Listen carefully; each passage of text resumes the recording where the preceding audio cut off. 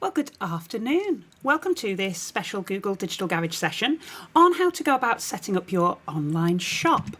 My name's Christine and I shall be your trainer for the day, in fact for the whole week. So we're excited to be delivering this webinar in partnership with Screwfix today and welcome all the guests that they've invited to join this Google Digital Garage training. Hope that this lunchtime series will help your business grow and thrive online. So some housekeeping, I guess, before we start. First up, alongside me today, I have our wonderful moderator, Emma. So Emma's going to be live in the chat, talking with you, answering any questions as we go through. If you'd like to ask a question in the chat box, please use the hashtag SFLiveGDG so that Emma can find your question. You're going to need to be probably logged in and signed up to your YouTube account to be chatting away this morning. But as I say, it'd be great if you can pop in there and say hi, let us know where you're joining us from today, and anything that we can do to help, we will.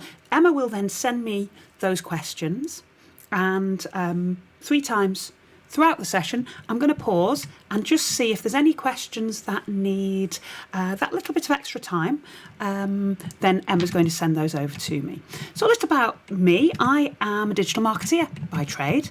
I've been working in marketing for about 15 years, 12 of those doing digital. And one of my very first assignments as a digital marketeer was setting up the product catalogue for a huge online shop way back when. So I know quite a lot of the steps and the pain that people are going to be going through in those initial startup phases. I'm also one of the Google Digital Garage trainers. So the Google Digital Garage is Google's free skills training program.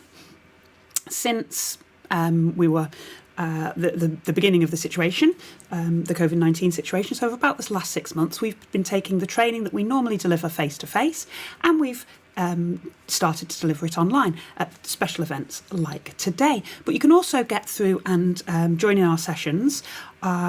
You can find our webinar series that runs throughout the week. So if there's anything today that I mentioned that you want to learn more of, it's really worth checking out our sessions. I'll ask Emma to pop the link through to our website into the chat. So if you want to join us for any of our other sessions, you can find out a little bit more about us there. As I say, so I'm one of the Google Digital Garage coaches. I have been since 2015, which is also when Emma joined the programme. So the two of us have been working on the project together for about the last 5 years. So Emma is more than capable of answering any questions that are going to come up today.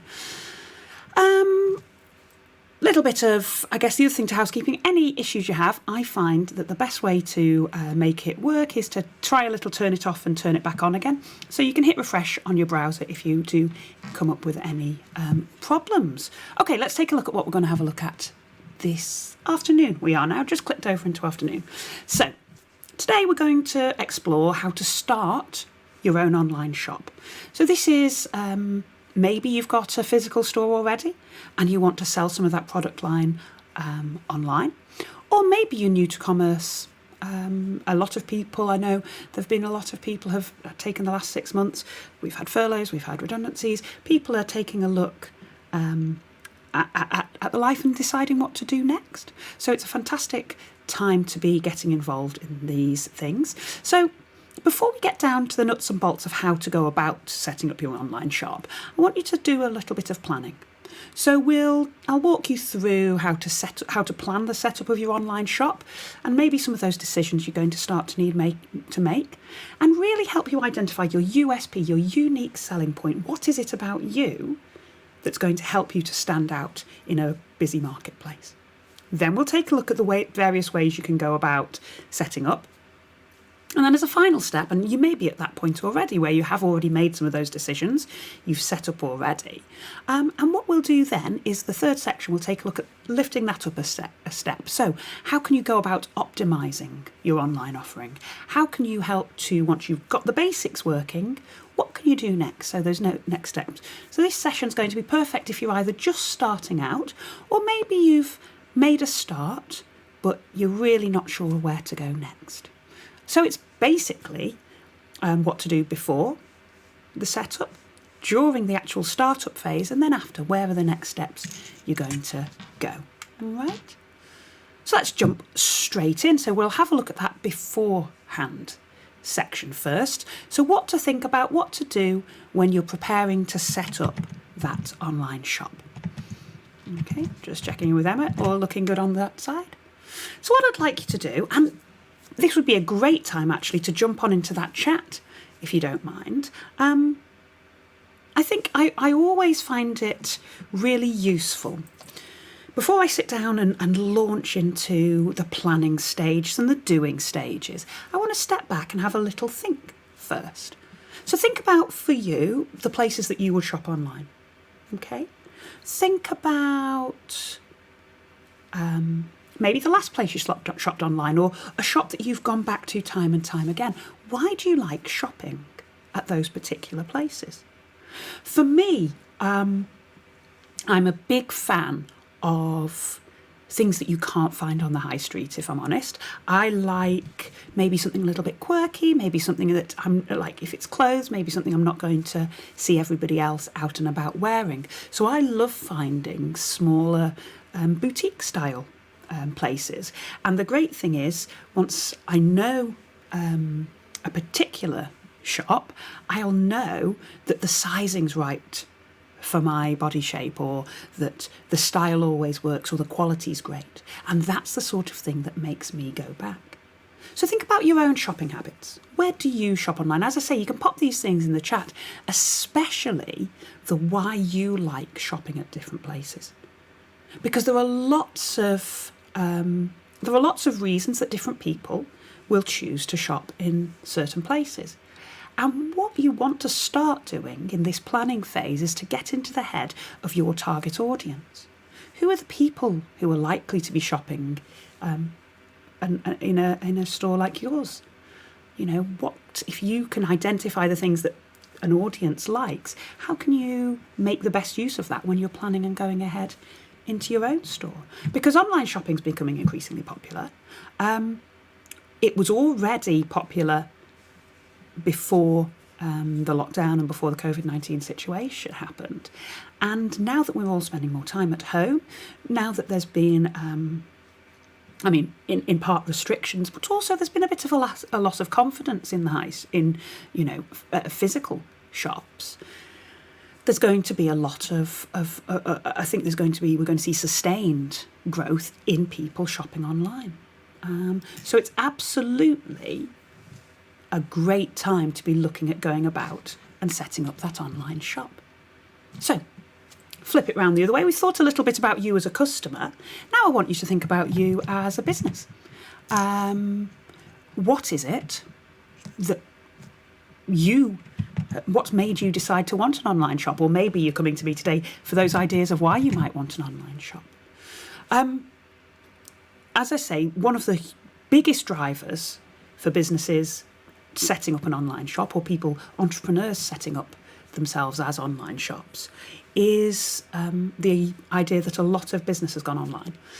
So with an online shop, you can reach new customers. You can access a global market if that's the right thing for you. Or you can reach new customers who are actually local to you. I've seen a huge trend in when I've been speaking to smaller businesses, to local businesses, that they still want to serve their communities, but they just want to find a convenient way to do it. So maybe people who they've always seen face to face in their retail shops are now a bit hesitant about coming in, and they actually want to get that local feel where they're still supporting their local communities, still speaking to those trusted people, just able to make the orders in a way that's convenient to them right now. You can, when you're reaching new customers, you can also really target specific markets. So you absolutely have access to basically anybody with an online device and a connection. Having an online shop is fantastic to enhance your marketing strategy.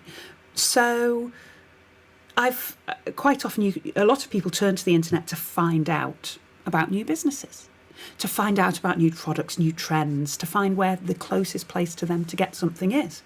So actually, by having an online shop, it will help you to start to think about how you're going to use your social media How are you going to drive people to your store? How are you going to increase those people finding out about you? And the fabulous thing is, if you're doing all that work already using social media, maybe using search strategies, it's great that people find out about you. You'll be able to create a seamless experience where they can find out about you, like you, decide they want to engage with you, and then take the action straight away, rather than relying on them having to get up out of their chair and come and find you in the physical world. You can use, that's this idea about driving those sales. So you use your marketing strategy to drive those sales. The fantastic thing is you can be open 24/7. You can be open when you're on holiday. You can be, accessing those markets that you can't reach in any other ways. And you've got this enhanced flexibility. This might be a lot of people set up an online shop as an addition, to their job that they're doing, that they would like to change careers, but maybe it's hard to do all in one step. So a lot of people will start an e-business as a side project.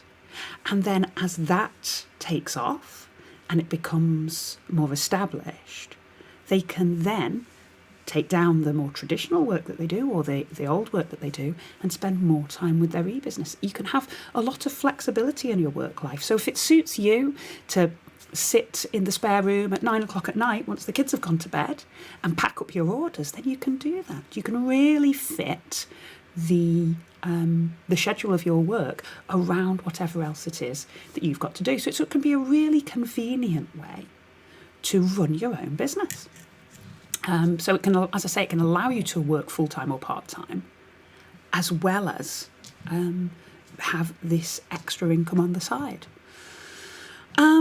So maybe they're the reasons you want an online shop. Maybe there's another reason. Why not? You can pop that into the chat and tell Emma all about it, and she'll feed it back to me. So what we're going to do now is we're going to think about the planning of the shop. So thinking about the research, thinking about your strategy. And one we hear a lot is this USP, a unique selling point or a unique selling proposition in some marketing textbooks. So it's all about research. It's all about working out where you're going to place yourself in the market. So that, and if you do this before you start, apologies to those of you who've already started and maybe not thought about this, but if you can do this before you get started, you can actually make sure that all the work you do is really focused on supporting this unique selling point. So market research is going to help businesses understand what's unique about them, how they differentiate from the rest of the market. It might help you identify problems that a customer has that you have the perfect solution to. And it'll also help you to take a look at your competition. So it's a great way, as I say, it's all about research, it's all about thinking and planning, trying to get out of your own head. I know at the beginning I positioned you as a customer and positioned you as somebody who, you are a customer, you are going to see what you like about online shopping, but you've also got to remember that you're trying to meet an audience and an audience's needs who will hopefully become your customer base. So what's important to them? What really is going on in their lives?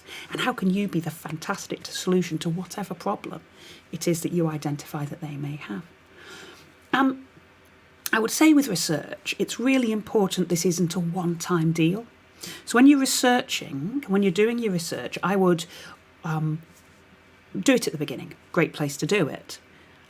But also maybe make sure you revisit that research. As you learn new things, how does that, change what you originally thought? As you learn new things, you meet new customers, you take new decisions, how does that affect what you already know? And it's the sort of thing that's worth maybe making sure that you do every 3 months. Take a bit of a pause and a look back at your strategies and see what's going on at each point. Maybe look at your research at the beginning, then once you've launched, Give it a month to learn something and then take another look at that research and just check that those assumptions you made are actual sound. So that's going to help you discover more about yourself. And as I say, it's really about how you fit into that busy marketplace. One way to do it is to start thinking about trends in your marketplace. So lots of tools you can use to start thinking about market trends. A great one is the one we're highlighting on the screen, which is actually called Google Trends. So what Google Trends does is it provides you a searchable database of searches that have been made. So you can search to see what and when people are searching for. In this example on screen, we have got, it looks so, this is all about different food types. So we've got short crust pastry, sourdough bread, roast lamb, and lemon drizzle cake. I like the thought of roast lamb, just because actually I really do like the thought of roast lamb. Google Digital Garage sessions, I generally feel hungry by the time we've finished them. Not only are we sitting at the lunchtime slot today, but we also always talk about food. And when we used to get together, there always used to be cake as well. So let's take a look at this search. So this is Google Trends. As I say, it's a free-to-use tool. You don't need to sign in or anything. Just pop in Google Trends. I'm sure Emma can pop a link in it for you. And you can search and see what people are searching for and when. So here, we've got all these lovely food-related terms. We've selected the United Kingdom, and we've selected 12 months. So we can narrow down. Let's see if we know what's going on around and about. So 12 months, let's see. There's a rise here in short crust pastry and roast lamb. A small rise.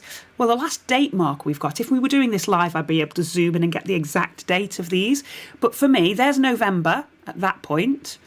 We move forward, that looks like a month, maybe. Short crust pastry and roast lamb are both peaking around about Christmas. Maybe if we saw the dates, we might see that it was actually New Year. So these are the times when people are going online to look for these things. This is what they're searching for in real time.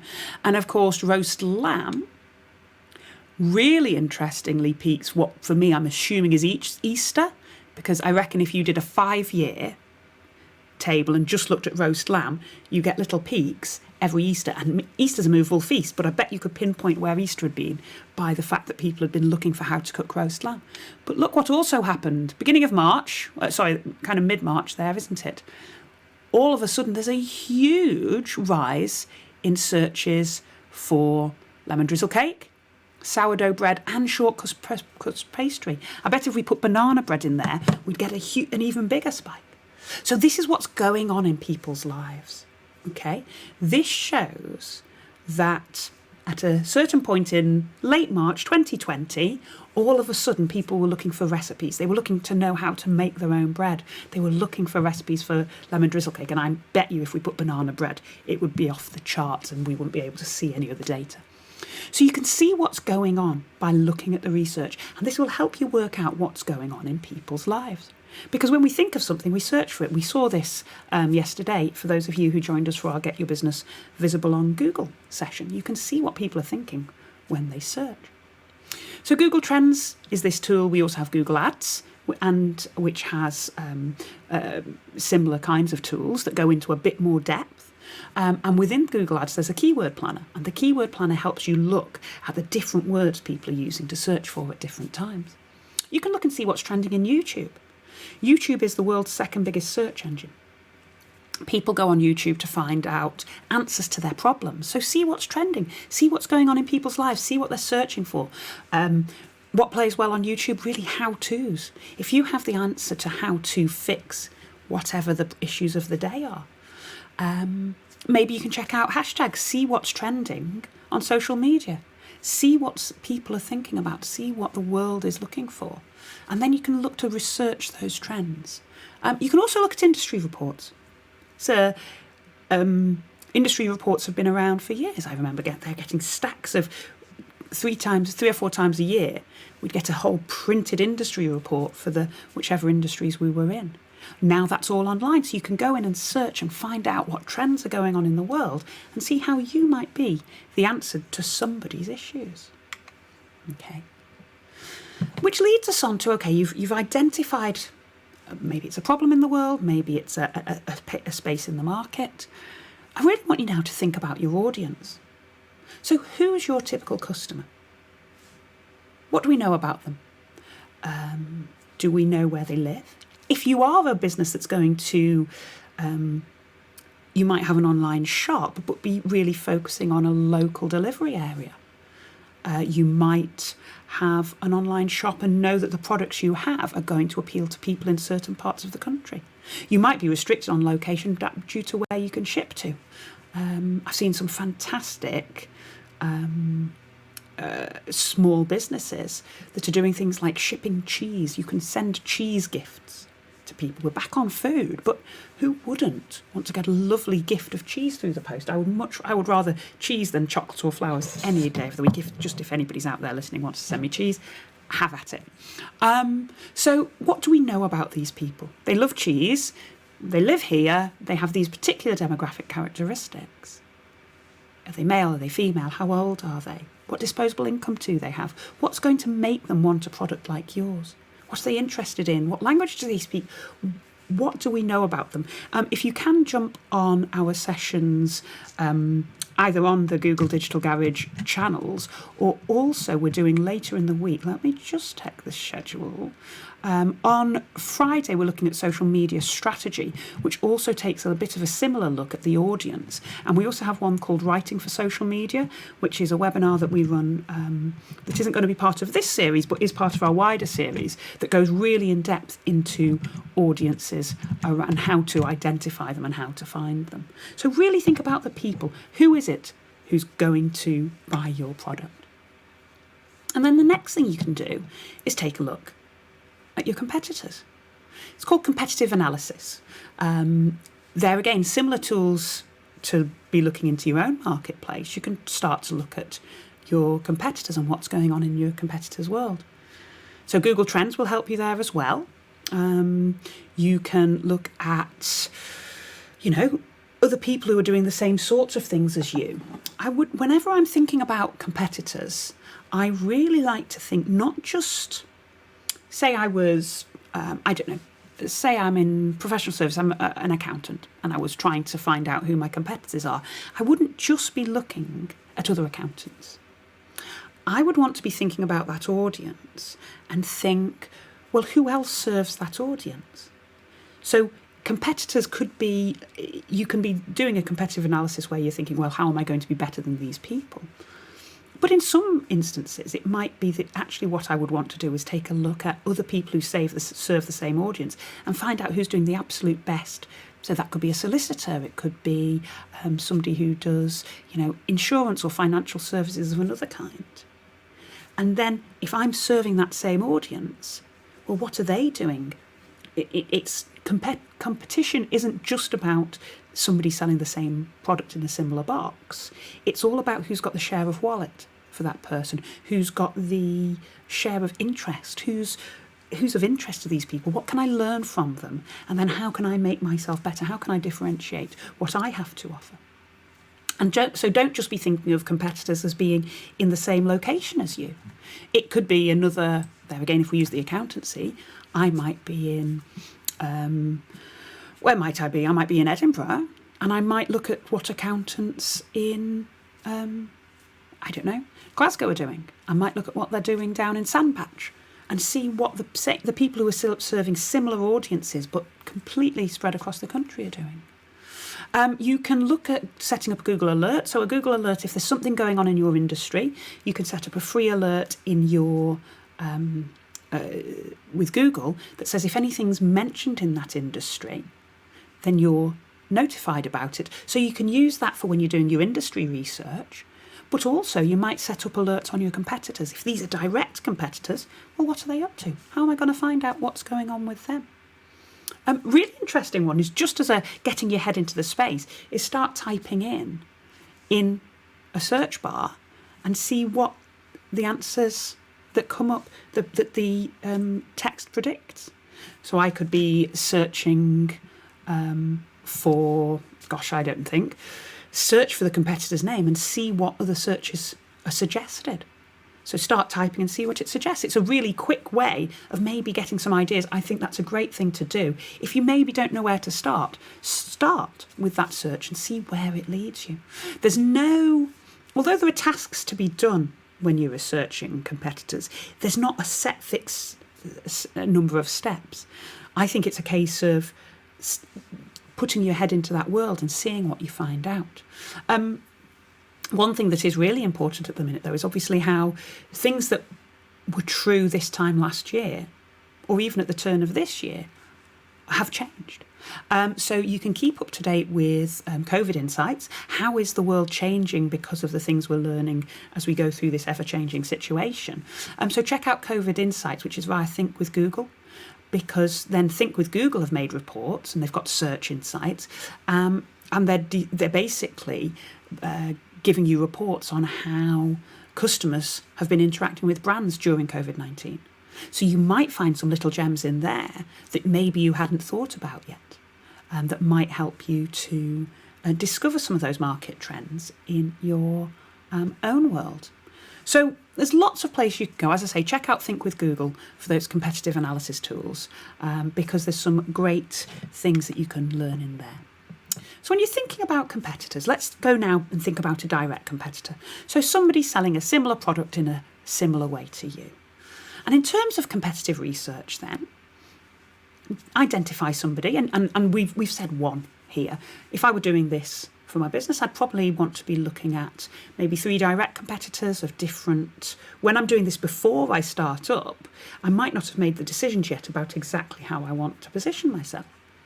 So I might want to determine some competitors, then visit their online shops and identify how you differentiate from them. If it's something where you're going to be selling a physical product, you might even want to order. Follow the experience all the way through. And all the while, be thinking critically, what do you like? What do you want to emulate? And what grates on you? What isn't part of the experience you want? And make sure you identify anything that you think, I'm going to fix that when I do it for myself. So really be thinking about how you can, as I say, what you want to emulate, where you would want to, at least match stride, and then how you can differentiate, how you can lift yourself. What are those unique factors that are going to be your story, really? What are you going to be able to shout from the rooftops that you do well, that you do differently?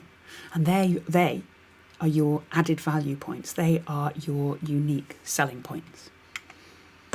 Okay, so thinking about that, what makes you unique? And it's really important, I think, to focus in on these things. And don't just say them, live them. So think about, a unique selling point is, for it to be unique, you should be the only one who has it. It's really difficult in a very crowded marketplace. But really think about why somebody would buy from you. What are the benefits to the audience? What are the benefits to that customer? Is it going to be, great availability? Is it going to be fantastic customer service? Is it going to be unique products? Something to really think about. So one of the big trends we're thinking for 2020 is that it's very likely that a lot more of Christmas is going to have to be remote this year. So right now, businesses are gearing up for how they're going to get as big a share of that Christmas wallet as they can. So one thing we're seeing in terms of how people are, what they're really valuing when they're shopping online at the moment, all the way through COVID, it's been about price and quality are always in the mix, but actually availability has been key. And we'll talk a little bit more about that as we go through. But because there's been, for the first time in years, real shortages and products being difficult to get hold of. It's not just that, always at Christmas there's one must-have toy that's on short supply. But actually this year we've all seen that things like bread flour. Flour has been on short supply. Toilet rolls have been on short supply. So availability has become really important to people, and knowing how it's going to be delivered. And something that I've seen, something that always makes me glad to be buying from a small business is when I can tell that this product, when it arrives, has been packed with love and care. So maybe it's beautifully wrapped. Maybe that's a service you're going to offer. So when people can't get together and wrap their own presents and give them out. Maybe you can be Santa Claus for those people who buy from you. So what is it that's going to set you above? What's going to make the experience of working with you one that people are going to want to come back and do again, one they're going to want to tell their friends about? What is it that you're going to be able to, as I say, to shout from the rooftops that this is who we are, this is what we're about? Those points have to be genuine. You can't shout from the rooftops and then not fulfill the experience. Well, you can, but it's not going to be a very good business. So how are you going to differentiate yourself, and how are you going to see it through? How are you going to make sure that you can actually fulfill what you say? So make sure if you're saying you've got in-stock availability, that the stock's actually there. Because if you set people up and then disappoint them, that's going to be a very poor experience for them. And also make sure that what you're differentiating on is something your audience cares about. If you're going for to get a kind of pile 'em high, sell it cheap kind of model, they might be less interested in paying to have a beautifully wrapped gift. Whereas if you're going for something that targeting that higher end of the market, maybe a bit more exclusive, then they are going to be available, willing to pay for those, the extras, if you like. So really think about what it is. Who are you? What's your story? How are you going to tell that genuinely, and then make sure you follow it through? So when you're going to be setting up, before you get deep and diving in, things to think about: how are you going to drive repeat custom? How are you going to make sure that people have such a great experience with you that they want to come back time and again?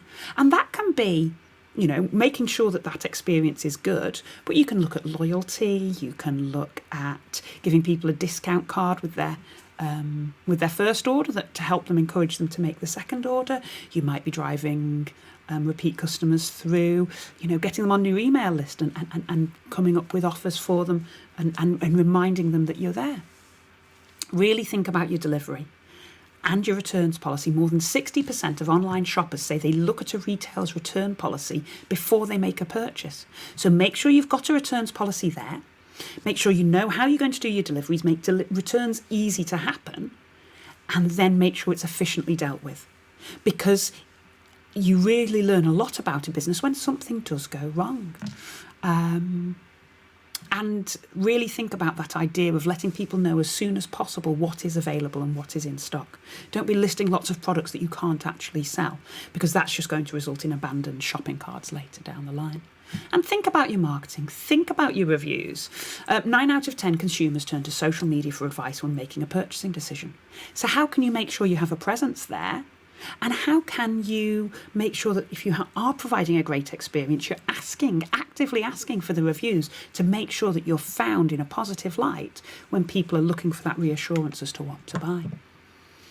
So in terms of building loyalty programs, we've all had it. Here's even like when you get a little stamp card every time you buy something. There's the local shoe shop on the high street near us, very small business. They have a stamper card for every pair of shoes you buy.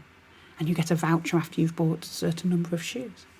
So coupons, promotions, what can you offer that is going to encourage people to return, to be loyal, to have a great experience, to tell their friends? Make sure you cost it out. Make sure that it's baked into the costs that you know. But remember, it's much easier to retain a customer than it is much cheaper to go out and find a new customer. So make sure you're baking that in as well. As I say, asking for reviews and really talking about if you've got something unique, if you've got something nobody else can do, you talk about it, make sure they do. In terms of positive customer experience, when it comes to social media, if I do get that beautifully wrapped, hand-tied with a ribbon in tissue paper parcel, and I would make, if I was doing it, if I was wrapping, I would make sure that the ribbon was branded with my brand on it. Or there's a little card with my logo and my website address on it. Because then when people are positioning it to look at this, I just bought this, isn't it beautiful? They're taking the photographs on Instagram on it. They've got your brand front and centre when they're doing so. So really just think about that whole experience from a customer's point of view, which comes down, how you back that up is going to be your logistics.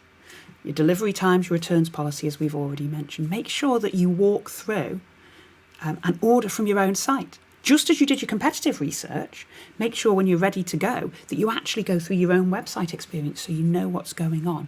You know how it works how it feels to be a customer with your shop. And in terms of marketing strategy, in terms of resource, think about bringing in the whole mix. So are you going to be active on social media? If so, make sure that the channel or channels you use are the ones that your customers are going to be using. There's no point setting up a Facebook page if all your customers are hanging out on Instagram. So really be thinking about identifying that customer and working out what meets their needs. As I say, that session we've got on Friday lunchtime about social media strategy will go into that in a lot of detail for you. Think about whether you can offer live chat. Bear in mind, if you're going to be offering live chat, you either need to have a person there ready to answer it, or you need to be able to set up like an artificial intelligence to answer that, because 42% of customers on social media want to expect a response within an hour. 32% expect to hear back within 30 minutes. So actually you could set yourself up, if you don't have the processes behind that live chat functionality, then you're actually setting yourself up to fail. So make sure whatever you set up, you can actually long-term deliver. You might want to look at digital advertising. How are you going to reach those customers? How are you going to find them? Are you going to use search ads or display ads or other kinds of, maybe YouTube ads, whatever it's going to be? You might also want to take a look at email marketing. I would be, from the beginning, making sure that the end of my process is when people sign up to receive the goods, I'm asking them if they'd like to join my mailing list. And then I'm segmenting that list and I'm sending offers to loyal customers. And maybe I've got a sign up link for a 10% discount on my first order to try and get them to try me in the first place.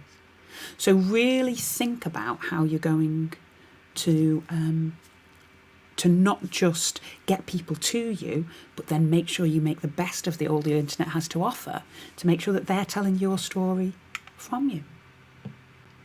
So before you get going, those final essentials, and this is, as I say, I still have nightmares about prepping the product catalogue for about 700 different product lines when we were launching a huge online store. The photography is really important. Make sure that you have good, clear images. You might want to invest in, we invest in a white box. So it's basically, for smaller products, a big white box that you can position the camera in, great lighting, you pop the product in it and you get great photographs. Really clear product intro, the weights and the dimensions, make sure you know and how big something is, how heavy it is, how long it takes to ship, all of those kind of very, it's the nuts and bolts, it's the basics, getting those basics done right. You might want to consider, as well as the product shots, can you gather photographs of the product in action? I love there's been some great social media campaigns recently, or they weren't campaigns as in they were set by the customer, set by the business, but social media buzz around people using real models. So rather than, showing if it's a clothing store, showing what the clothes look like on different body shapes, different body sizes, different styles. Maybe you can get your customers to style the products for you. Encourage them to send in snaps of them wearing it and then see if you can use those in your product descriptions as well as the official photographs. So really think about it. Make sure you've got those policies. Make sure you don't just chop and paste them from somebody else. Make sure you know the ins and outs of the policies and that you are set up to deliver that product. If it's a physical product you're delivering, how are you going to make sure it gets from your depot, wherever you're sending it from, to that customer? What delivery service are you going to use? What partner are you going to use? How do they handle the returns? How can you make it as easy as possible to shop with you? And how are you going to get your money? Think about how the different options. There are lots of different options, credit card payments, PayPal payments, Shopify shopping, WorldPay, all of those things. What payment provider are you going to use? How are you going to make sure it's quick, simple and secure for customers to buy from you? Okay, what I'm going to do, just before we set up our online shop, I'm just going to check in with Emma and see what's going on her side. there's no questions coming on that bit, I always think that's great because it probably means I'm expecting it. I'm explaining things clearly. So now we're going to go and have a look at the different ways you can go about setting up that online shop. So you've got 3 decisions. You've got some decisions to make. First up, we're going to choose a platform to use. All right, and we'll look at the different platforms and the different types of platform you can use. Then we're going to look at the checkout again. So we'll have to, we mentioned it in the last section when you were planning, but it's really now about optimizing that experience, making sure your payment process is simple, making sure it's seamless, making sure it's secure. And then, how are you going to spread the word? How are you going to make sure customers are able to find your shop online? But really important before we do any of that is thinking about the platform. Okay, so here's your next decision point. And this is fundamental actually now to how you go about setting up shop. And there are the 3 areas, the 3 factors consider, the 3 different routes you could go down. We're going to take a look at using a managed e-commerce platform. So that means your e-commerce site is going to be provided for you. You've got a little bit of customization, and all you need to do is add your content, add your products. So that's something like a Shopify. The next is that you might decide to build a website using a content management system that allows you complete creative control. Also means you have to be good at building a website and maintaining a website. So something like a Wix or a Squarespace or a WordPress are some of the bigger website providers. Okay, and it's all about then deciding which one is going to be easy for you to use. And then you've also got a third option of digital marketplaces. So those are ones where you probably have the least amount of customization, but maybe the quickest to get going. So you'll have seen these eBay, Amazon, Etsy, not on the high street, all of these places where you can go and just concentrate on selling your products. Okay, we'll break these down into a little bit of detail for you. So first up, a managed e-commerce platform. So something like Shopify, something like BigCommerce, just a few of, there's tons of e-commerce platforms out there. What these do is you pay a subscription to use a platform. It's fairly low setup cost, really quick to get going, or can be really quick to get going. And all of the functionality that you need is provided for you. So you don't need to be a tech whiz. You don't need to be able to build things or code anything. However, that means that you can't tailor anything. So this is what you get, this is what you buy, this is how you go about it. So you have to fill their processes through. So you have very little say in the functionality. Any setup or support, if you get any setup or support, you're mainly going to be looking through online help guides. Maybe there's a chat functionality where you can ask questions. Maybe there's a forum. You might be looking and get a contact centre, so an email or phone number that you can use. But it's going to be limited support for you. And the costs on these things mount up because you might be paying a monthly fee, but you may also then be paying a percentage on each sale or a transaction fee on each sale. So it's really worth understanding how those charges are going to break down. So making sure you know if there is a monthly fee, how much that is, but then what the ongoing costs, the per sale or the per item, or is it a percentage of those sales are going to be. And also think about credit card costs, because that might be another fee on top. So really make sure you understand all those fees, because you're going to need to build these in when you come to your pricing structure. The good thing about using a managed e-commerce platform is it's really simple to do. You sign up, you choose your provider, do all your maths, choose your provider. So say you choose Shopify, you sign up with Shopify, you choose your shop name, and then you get about customizing it. You might want to upload your products, make sure you've got all your descriptions in there, making sure the payments are set up, make sure you know how you're going to do your shipping. Then there are themes. So you choose a theme for a design template for your shop, and then you might have a little bit of customization you can do there. Maybe you can add your own logo, maybe you can add a little bit of design elements. And then when you upload your products, with all their details in there, fine. And then you can push it live. So it's a really good way to get up and running quite quickly. You tend to get an admin panel, should be easy to use, so you can see what's going on. You might get, this is where you add your products in. This is where you process orders. This is how you keep your stock up to date.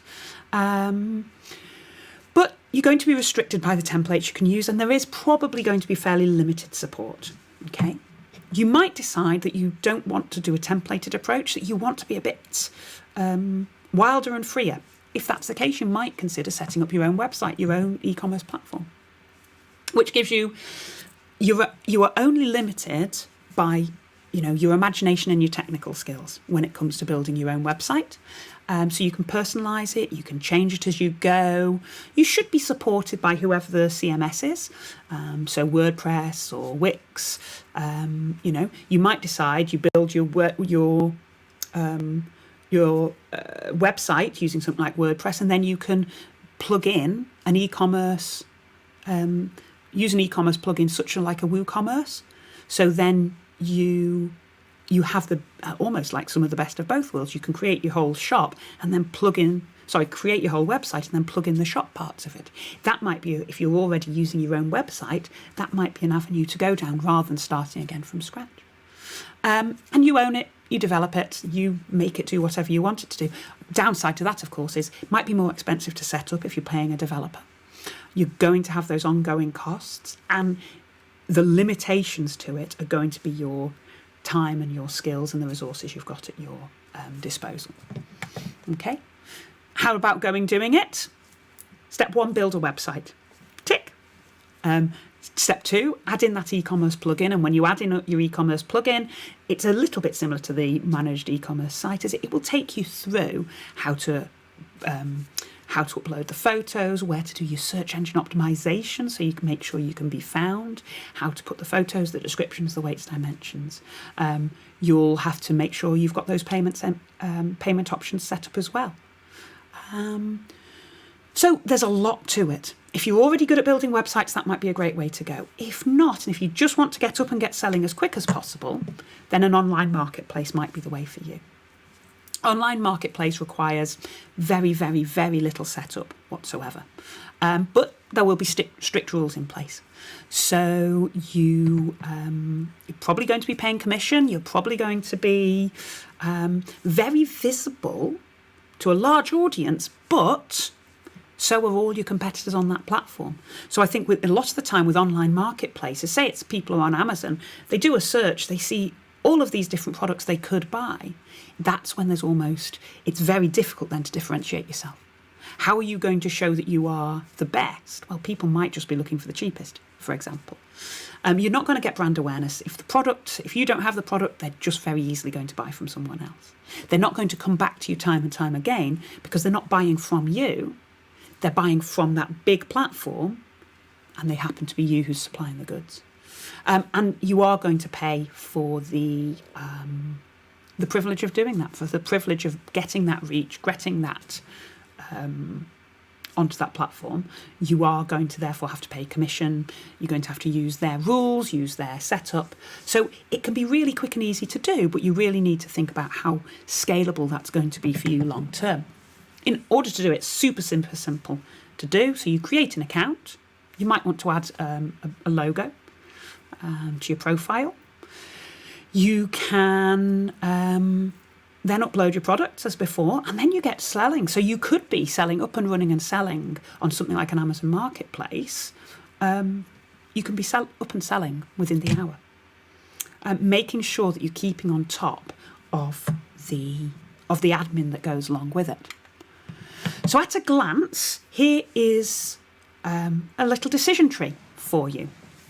How are you going to make your decisions? First up, do you want to personalise your shop? If you don't need to personalise your shop, then a digital marketplace may well be the place for you. You've got a ton of stuff that you just want to start selling it. That might be a digital marketplace. Okay? If you do want to personalise it, how much time, and it's not just time, it's skill, how much resource, how much, how capable are you of managing that online shop? If you haven't got much time, or you don't have those skills already, then a managed e-commerce. If you're already somebody who's comfortable with being a developer or who's built websites before and you're comfortable with doing that and you want that total control over the whole experience, then that's when a website might be the right thing for you. Okay, so remember, there are different ways of going about it, but there are some things that are going to be the same no matter what you do. Okay, so first up, you want to make sure that people can check out. This is especially, now obviously if you're in something like an Amazon, that's all taken care of. So it's all about front loading the expectations. But when you're looking at your checkout experience on your website, make sure you make it as easy and convenient as possible. Every time, and this goes for all website really, every time you ask somebody to click forward, there's a chance they might click back. So make sure it's simple and clear as possible to get to that payment.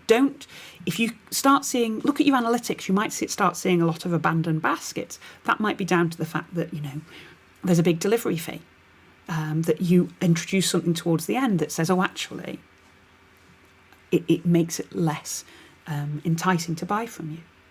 So make sure you're not asking for lots and lots of lengthy information. Make it as easy as possible using simple language and make it very clear how to get from where they are, which is wanting the product, to where you want them to be, which is giving you over the money. Okay? So the next thing to think about is, well, how are people going to find us? We've worked out the kinds of people in that target audience. How are we going to let them know we're here? So how are you going to market it? Lots of ways to market an online shop. As I say, the sessions we've got coming up, I think it's Thursday, we've got digital marketing strategy, and Friday we've got social media strategy. Both of those sessions will help you with this. But basically, one of the hardest things, I think, when you're doing any kind of digital marketing is thinking up things to say. So by content, we're talking about videos, photos, text. Are you going to write a blog? Are you going to use social media? How are you going to get your message out there?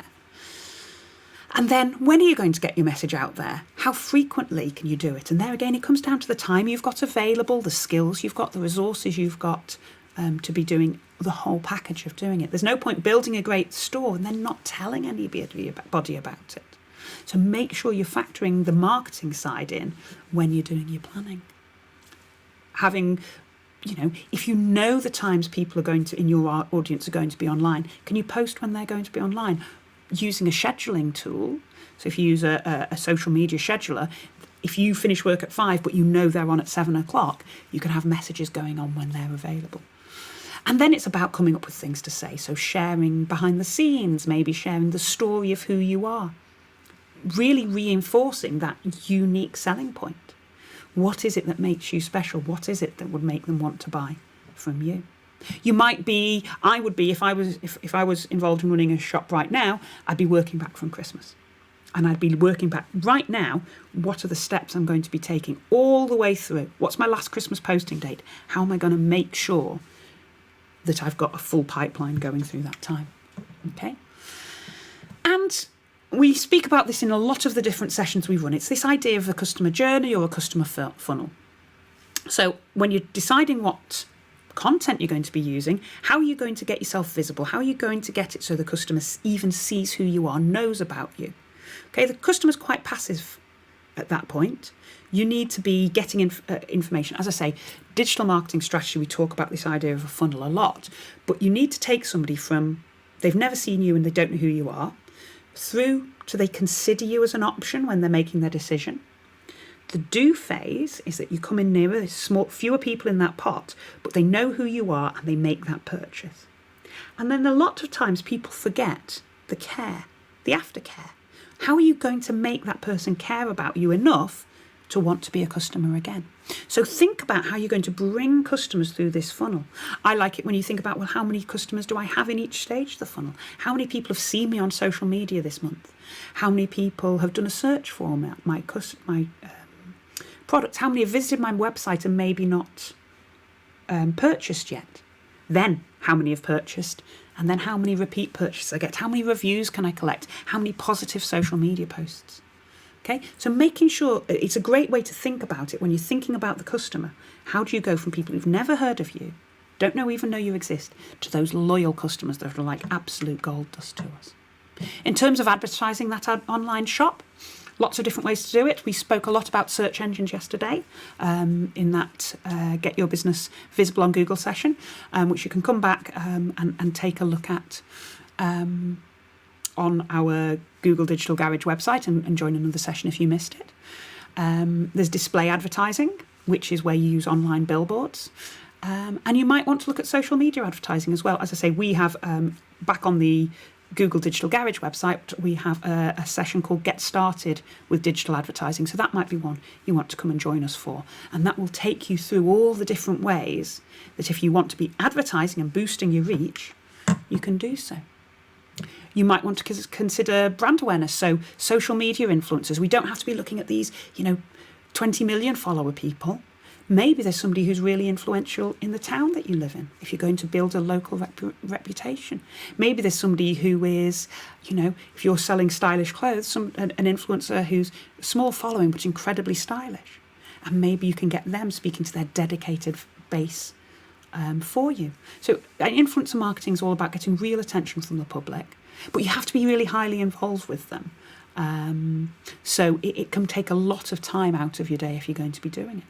Another way to drive traffic is affiliate marketing. This is where you pay a percentage for leads.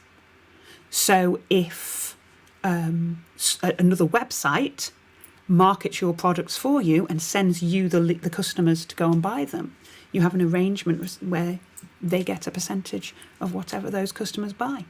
It's a really popular way of marketing e-commerce stores, actually. So check out affiliate marketing if you think that might be something that you want to look at. Okay, now we're going to take a look at how to just little extra things you can do. So we're going to look at optimization. Okay, so maybe you've already got that platform, you've got it set up. What are you going to do next? Okay, so in terms of optimizing your online shop, it's all about data. Lots of useful tools online that can help you get data, help you get insights. At the Google Digital Garage, we run a session called Get Started with Analytics, which goes into all the wonderful sources of data specific to online shops. We're going to take a look at Grow My Store. We're going to take a quick look at Google Analytics. And then there's another tool called Google Optimize, which is a more advanced option that's really all about it gets you to test and try things. Okay, so Grow My Store is a tool that was launched last year that can be great once you actually have a store up and running. And basically it will help you review and improve your channel, your customer experience. Okay, so you go to Grow My Store and you pop in your URL. It does a little bit of analysis. It's a free tool and it helps you with some suggestions of how you can improve your website. Okay, and basically it measures your site against the best in class. So don't be surprised or disappointed if when you first run it through you get quite a low score, because a low score just means that you've got lots of improvements to do. And the great thing is it doesn't just say, oh, that's rubbish. It'll say, right, these bits are good, these bits need improvement, and this is how you can go about doing some. Okay, so best thing to do is head over to Grow My Store, pop your website in and see what information you get.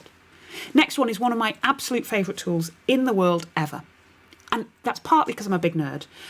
But it's called Google Analytics. And this will, if you have your own website, Google Analytics will help you know what people are doing, how people find you, what they do on your website, and then where they go when they leave.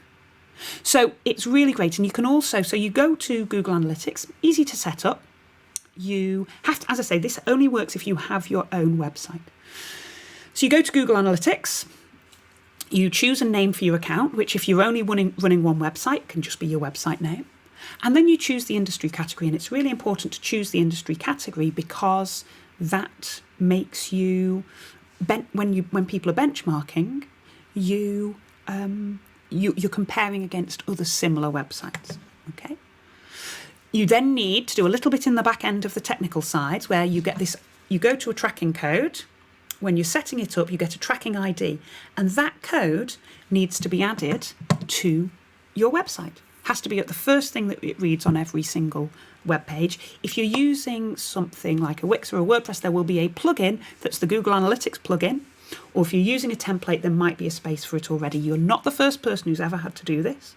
So it is fairly easy to do if you or the person you're working with, if your developer should know exactly how to do this for your website. In fact, if you are using a developer, you may well find that they already have done it, and just nobody's ever asked them for the analytics before. So when you've got it all signed up, you basically get these lovely reports. So you get tons of reports. As I say, this is an idea of how people found you online. So this is the acquisition report, which shows you whether, in this case, who's finding you by organic search, who's referred to you, who's found you by typing in your name directly. Okay, so you can find out all things about who the people are, so demographic reports. You can find about how they find you, which is this report here. Then you can find out what they do when they find you. So here, this is all about behaviours. So what people are doing on your site, everything's about behaviour. So which pages, you can't see, these are all the pages, and it shows how many views they're getting, how long people are spending on different pages, which pages are of interest to people. Okay? And then you can measure things and improve things. So are people converting? Are people buying from you? This one's been set up with goals, so you can see. Do you remember we were talking about that, asking for reviews at the end?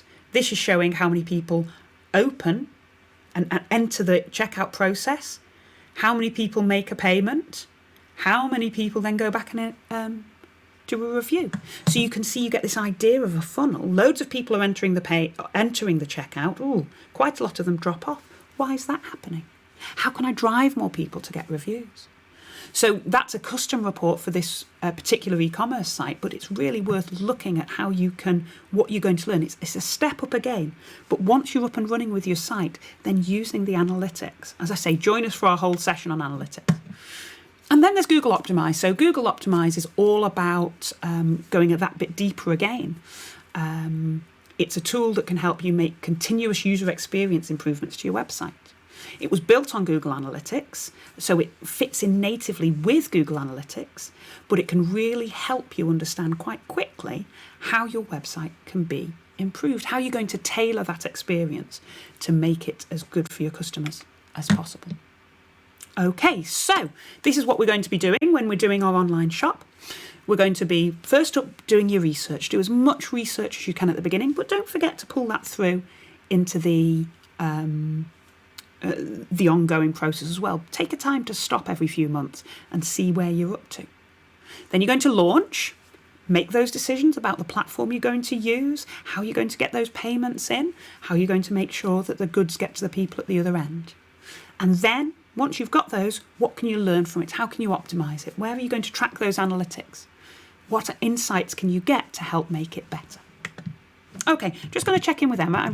I'm conscious we've run slightly over, but I'm hearing, we've got no questions from us. Well, I hope you've enjoyed that session with us today. In terms of next steps, I've mentioned quite a few of those sessions. As I say, we are back here all week at lunchtime, so it'd be great if you can join us again tomorrow. Tomorrow we have a special session on it, and it's actually tomorrow we're going to be looking a little bit different. It's going to be how to keep your family safe online. So lots of us, when we're spending more time online at the moment, it's really important that we are clear on how to keep those families safe online. So totally out of time, actually crashed over it. Apologies to the team. I hope there's been a useful dive into how to go about setting up an online shop. Mentioned at the beginning of the session, if you're interested in more training from Google Digital Garage, then you can come and visit at our website. We will be here for the rest of the week at Screwfix Live, doing a lunchtime learning session for you each day. And those sessions, as I say, tomorrow we have Keep Your Family Safe Online.